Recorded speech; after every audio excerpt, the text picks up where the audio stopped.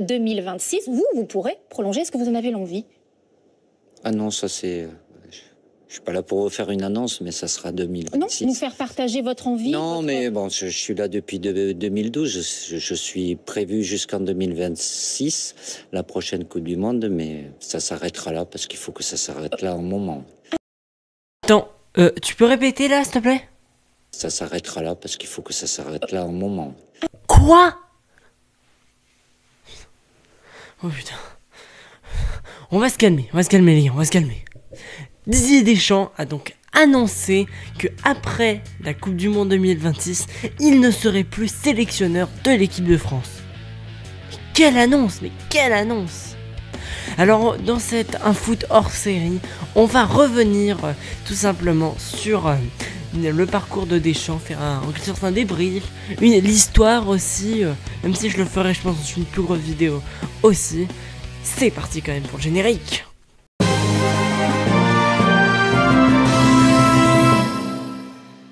Pour Deschamps, tout commence en 2012, quand Laurent Blanc est licencié. Et donc lui cède sa place. Didier Deschamps sort alors une saison assez compliquée avec l'Olympique de Marseille. Si vous voulez plus de contexte pour l'équipe de France, je vous invite à voir la vidéo sur l'équipe de France à l'Euro 2012 que j'ai déjà faite, le lien est en description. Donc Didier Deschamps reprend l'équipe de France, comme il le dira, la notion de groupe est importante et les joueurs n'ont plus le droit à l'erreur. Il aura été très clair sur ça. Et il l'aura bien montré justement en écartant par exemple Samir Nasri, qui avait selon le capitaine Hugo Lloris un impact négatif sur l'équipe de France. Il emmènera la France à la Coupe du Monde 2014, après bien sûr des barrages, j'ai déjà fait aussi une vidéo dessus, qui était totalement passionnant, donc ce France-Ukraine, aller et surtout le match retour au Stade de France. Après il va faire donc la Coupe du Monde 2014, malheureusement éliminé en quart de finale face à une grande Allemagne, j'ai déjà aussi fait un épisode dessus. Après, il y aura ce triste Euro 2016. Il y aura bientôt aussi une vidéo dessus. Je vais vous saouler avec ça presque tout le temps en fait, malheureusement. Donc il y a eu cet Euro 2016 malheureusement perdu en finale, mais consolé par cette magnifique victoire des Bleus en 2018. La Coupe du Monde. Bon allez, c'est bon, on va arrêter. Et donc Didier Deschamps a su en fait ramener la France au top niveau avec des grands joueurs, Olivier Giroud, Kylian Mbappé, Antoine Griezmann, aussi Karim Benzema quand il a fait son retour avec les Bleus donc en 2020 à l'Euro, mais aussi durant la Coupe du Monde 2014, on l'oublie. Et bien Benzema, donc lui qui a eu un statut déjà particulier justement avec Didier Deschamps, une mésentente, mais aussi les polémiques qu'il y a eu autour de Benzema en fait l'ont lui-même privé de temps de jeu avec l'équipe de France. Et c'est malheureux, alors que c'est un excellent joueur. Et justement, la France à l'Euro 2020 qui était arrivée comme un grand favori, un grand gagnant, et bien la France bourrée par cet ego, par cet orgueil, s'est totalement plantée, éliminée cupidement par la Suisse en 8e de finale au tir au but. Ce qui laissera après place à une malédiction, ce qu'on appellera donc la malédiction de la France au tir au but. Car oui, après, en 2022, la France récidivera en finale cette fois-ci contre l'Argentine. Et de là, naîtra une autre rivalité. Mais entre-temps, la France remportera un autre trophée avec Didier Deschamps, la Ligue des Nations, nouvellement créée. C'était la deuxième équipe à la remporter. Mais c'est quand même pas mal. Et c'est l'unique trophée justement qu'a remporté Karim Benzema avec les Bleus. Mais déjà remporter un trophée avec les Bleus, c'est pas mal. Et on oublie de le dire.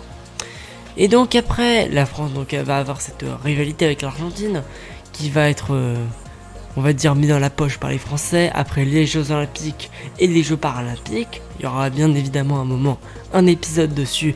Vous pouvez compter sur moi, ça c'est sûr. Mais donc voilà, sous Deschamps, la France a remporté 2 trophées. La Coupe du Monde et après la Ligue des Nations.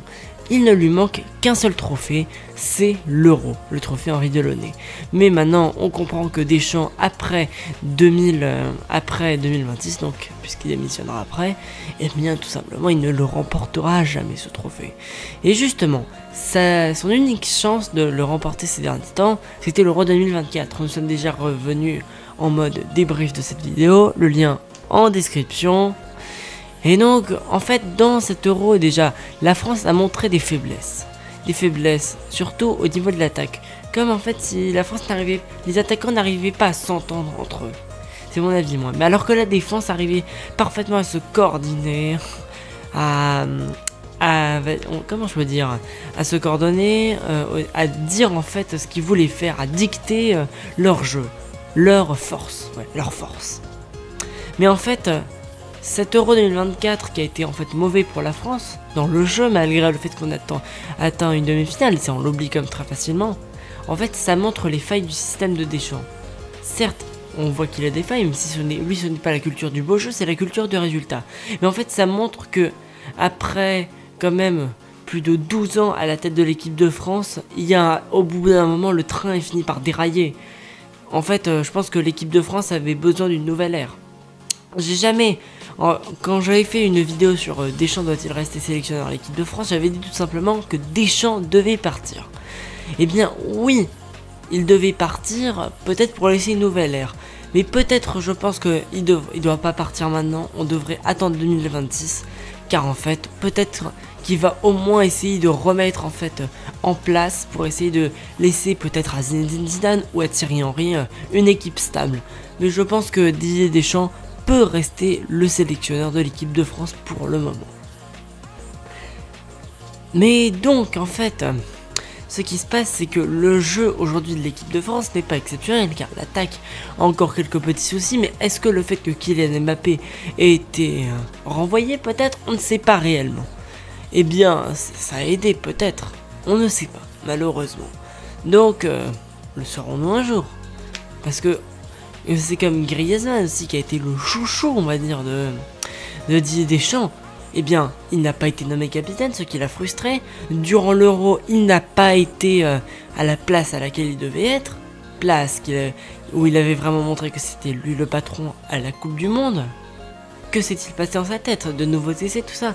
Après, bien sûr, il y a les nouveaux, comme par exemple Bradley Barcola, Zaïre Emery, Manu Koné, Michael Olise. Mais après, les anciens, les revenants, je veux dire, un peu comme par exemple Christopher Nkunku qui fait des va-et-vient, Wesley Fofana, mais surtout N'Golo Kanté aussi. Et après, peut-être on pourra dire Mbappé, mais c'est un grand mot, je trouve que c'est un grand mot. Mais donc aujourd'hui, Deschamps va peut-être réussir, je pense qu'il peut parfaitement encore tenir la baraque, il peut encore sauver peut-être les meubles. Il peut encore, je veux dire, réussir de grandes choses avec la France. On dit qu'il va donc arrêter après la Coupe du Monde 2026, mais est-ce que déjà la France va réussir à se qualifier à la Coupe du Monde 2026? Et si on y sera qualifié, est-ce qu'on la gagnera? Je ne sais pas et je l'espère. Mais déjà la France a quelque chose déjà à gagner, la Ligue des Nations, une nouvelle fois.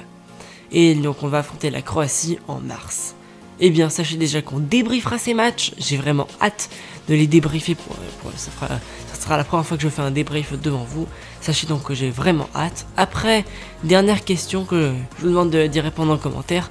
Qui devrait être le successeur de Didier Deschamps en équipe de France? J'ai entendu que Franck Hez, l'entraîneur de Nice, ancien entraîneur de Lens, pourrait y être. Zinedine Zidane, bien évidemment. Thierry Henry, et après un autre j'ai oublié. Donnez-moi votre avis dans les commentaires. Après, voilà les amis, nous arrivons donc à la fin de cette vidéo. C'est un foot hors série, j'espère qu'il vous aura plu. J'espère que vous voulez d'autres un foot hors série de temps en temps. Après, n'hésitez pas à écouter mes podcasts, mes shorts. On se retrouve justement dans un prochain. D'ici là, portez-vous tous très très bien. Ciao les gars.